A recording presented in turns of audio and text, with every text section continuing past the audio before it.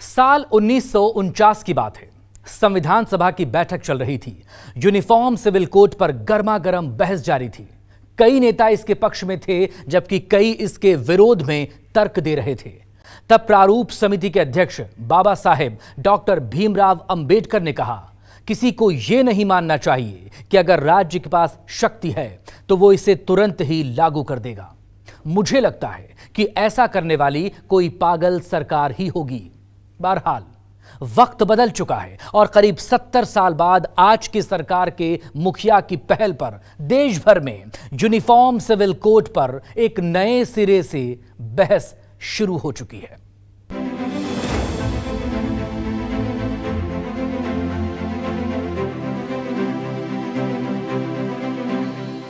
आप मुझे बताइए, एक घर में परिवार के एक सदस्य के लिए एक कानून हो, परिवार के दूसरे सदस्य के लिए दूसरा कानून हो, तो क्या वो घर चल पाएगा? क्या कभी भी चल पाएगा? क्या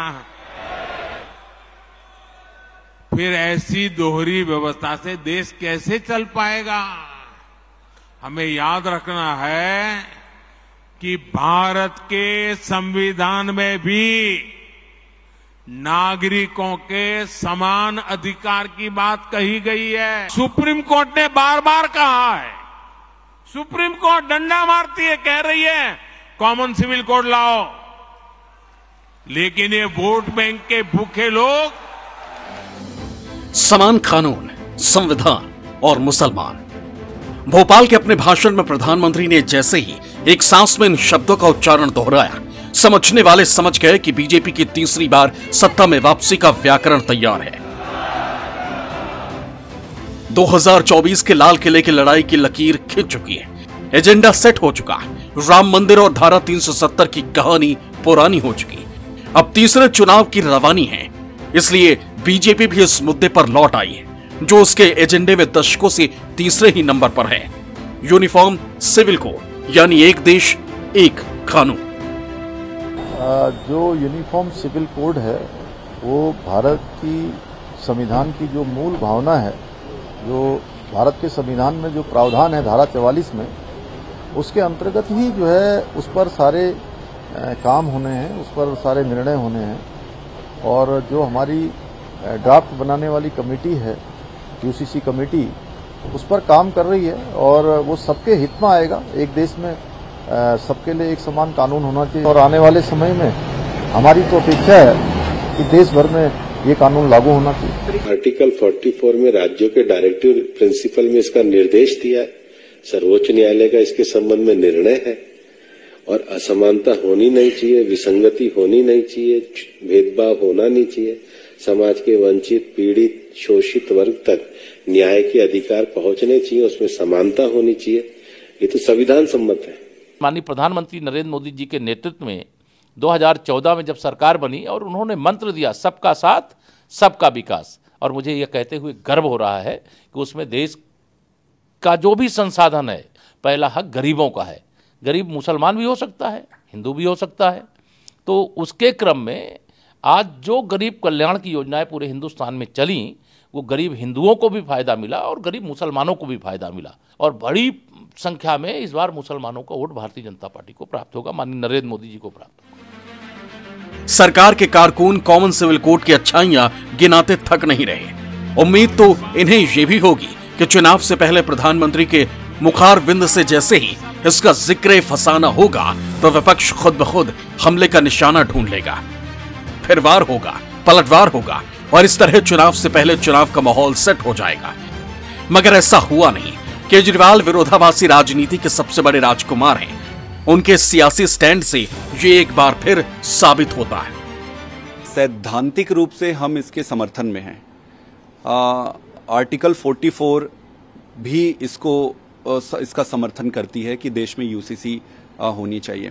लेकिन चूंकि यह मुद्दा ऐसा है जिसमें कि सभी धर्म संप्रदाय से जुड़ा हुआ है, इसलिए हम ये चाहते हैं कि इस मुद्दे के लिए वाइडर कंसल्टेशन हो, लार्ज स्केल पर बातचीत हो, सभी धर्म से, सभी संप्रदाय से, सभी राजनीतिक दलों से। ऐसे मूलभूत मुद्दों पर ऑथोरिटेरियन तरीके से जाना वो ठीक नहीं होगा। तो वाइडर कंसल्टेशन की जरूरत है, सबसे बातचीत करके कंसेंसस बिल्ड करनी चाहिए इस पर, यह हमारा मानना है। सिद्धांत पर समर्थन के आम आदमी पार्टी के इस स्टैंड ने बीजेपी को जितना चौंकाया होगा उतना ही विपक्ष के उनके उन साथियों को भी जरूर अचरज में डाला होगा जो कुछ दिनों पहले उनसे पटना में मिले थे।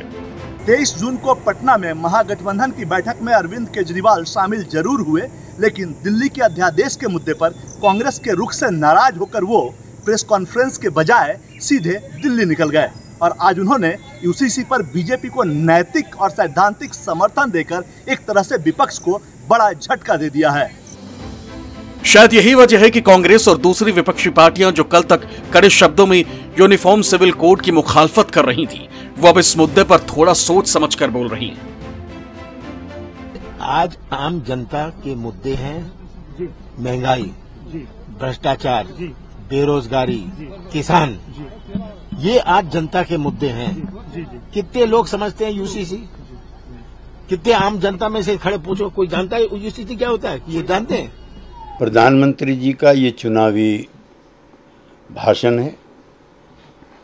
पिछले 5 वर्षों में एक बार भी उन्होंने राजनीतिक दलों को बुला करके, स्टेक होल्डर्स को बुला करके कभी इस पर चर्चा नहीं की। ये ऐसा विषय है जिस पर सभी राजनीतिक दलों को, सभी स्टेक होल्डर्स को एंगेज करना चाहिए, वरना ये चुनावी प्रक्रिया का एक शगुफा बन के रह जाएगा। धर्म, पंथ, मजहब का है, सबके अपने अपने तौर तरीके हैं। अगर वाकई में केंद्र की भाजपा सरकार का कुछ करने का इरादा ही है तो भारतीय संविधान के अनुच्छेद 38, 39, 40 और 41 के उपबंधों पर पहले काम करे, उसके बाद 44 की बात करे। जब जब यूनिफॉर्म सिविल कोड का जिक्र आता है, देश के मुसलमानों पर बहस भी अपने आप शुरू हो जाती है। दावा किया जाता है कि मुसलमानों के मजहब का ढांचा कुछ ऐसा है कि यूनिफॉर्म सिविल कोड से सबसे ज्यादा प्रभावित वही होंगे। ऐसे में उनके रहनुमा होने की राजनीति करने वाले एक बार फिर पर्दे के आगे दिखने शुरू हो गए। भारत के प्रधानमंत्री भारत की डाइवर्सिटी को, प्लुरलिज्म को एक प्रॉब्लम समझते, इसीलिए इस तरह की बातें करते रहते। उन्होंने क्या बोलते? 1 nation, 1 election, 1 tax, 1 law, 1 culture, 1 religion, 1 identity, और अब तो 1 फर्टिलाइजर भी बोल रहे हो।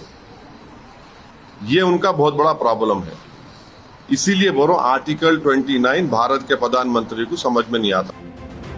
22वें लॉ कमीशन ने यूनिवर्सल सिविल कोड पर 1 महीने के अंदर लोगों से विचार मांगे, मगर इस बीच इस पर प्रधानमंत्री के बयान ने ये करीब करीब तय कर दिया है कि 2024 के लोकसभा चुनाव में ये बेहद अहम मुद्दा होने वाला है।